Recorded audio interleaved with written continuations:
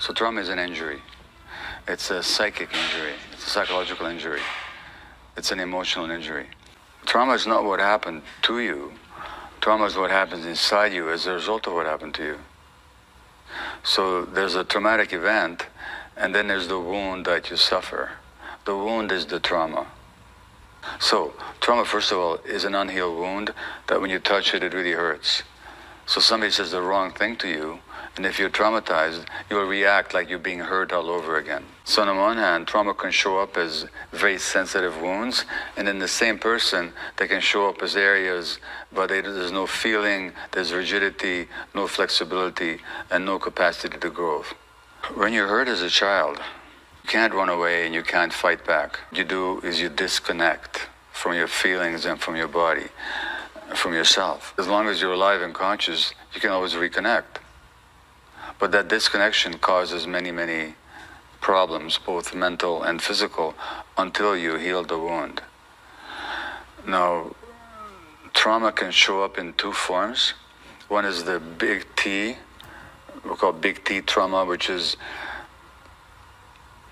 sexual, physical, emotional abuse, a parent dying, a bad divorce, a bad family atmosphere, a parent being mentally ill, a parent being addicted, violence in the family, a parent being jailed, so separation, neglect.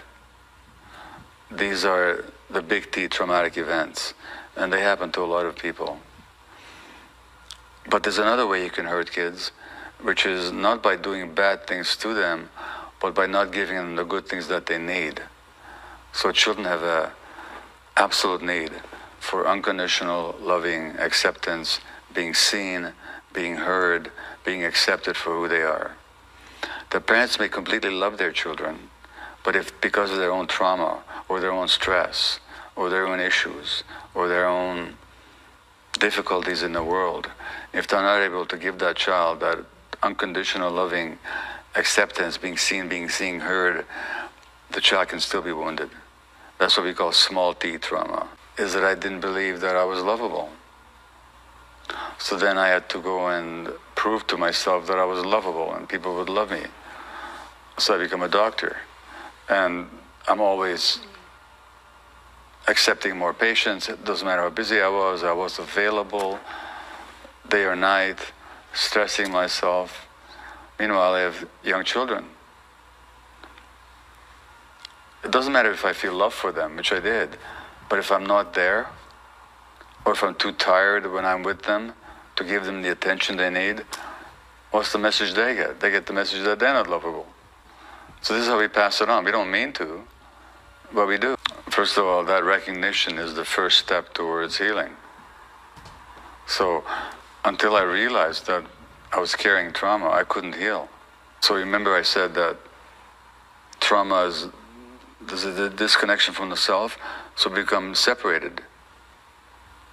So healing is becoming whole again, where we're not disconnected from our body, where we're not disconnected from our emotions.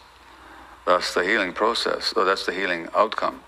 And sometimes, if I may add, when people suffer a crisis, or they suffer an illness, or they go through a bad divorce, or they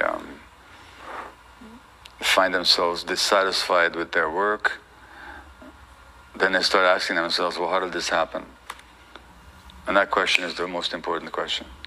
In other words, not why did this happen to me, but what is it in me that may have helped this to happen? So the healing does begin with taking some responsibility. Not guilt, but responsibility. What happened in childhood happened, but it's in the present moment, it's my responsibility to do something about it. Take the word depression itself, what does it mean? So in English at least, to depress something means to push it down. It's not a feeling. Depression is not a feeling, it's a state of mind. It's a sense of being flat and kind of meaninglessness and loss and discomfort, and a sense of lack of hope. But underneath all that is the pushing down of your emotions. So why would somebody push down their emotions? Only because in childhood they learned that to experience emotion was more painful or more dangerous than not to. So that even the depression can be a teacher. Difficult as it is, we ask for help. And you know, when you first go for help, it's very difficult. It's pretty much every time you get upset, 95% of the time, it's not the present, it's something about the past. 2 weeks ago, I was traveling from Portugal to England, and the flight was canceled. Maybe 5 years ago, if that had happened, I would have been really upset.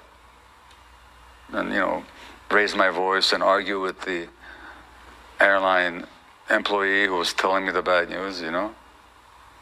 Now, okay, I got it. It was canceled. I have to sit and read my book for the next 10 hours at the airport. Okay, but no big deal. Now, what was I upset about? Not about the fact that the flight was canceled. That's disappointing, but it's not necessarily upsetting. What is the upset all about? That my needs aren't met. Well, when did that happen, that my needs weren't met? When I was an infant. So what's happening in the upset with the airline employee, who's just doing her job, trying to help me actually, is I'm projecting my infant frustration. Why is this happening to me? It's not just happening to me, it's happening to 200 other people at the same time. So most of the time we get really upset. That's a good sign that this is trauma showing up. Most of the time. Not always, but I'd say, especially in your personal relationships, with your partner, your friends, your children, when you get upset, really upset, it's a really good time to see what's really going on here. I got fired from a job once. I was really upset until I actually examined it, and I realized, you know what? I created my own firing, the way I was. I was doing a good job, really good job.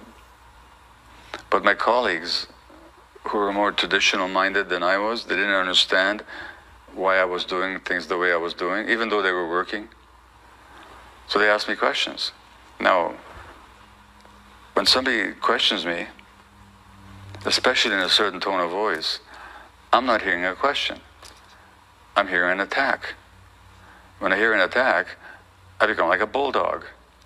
And I bite back. That's why I ended up being fired. But at the time, all I could see is poor little me, a victim. So there's all kinds of ways that trauma shows up, and we can learn from it all if we're open-minded about it.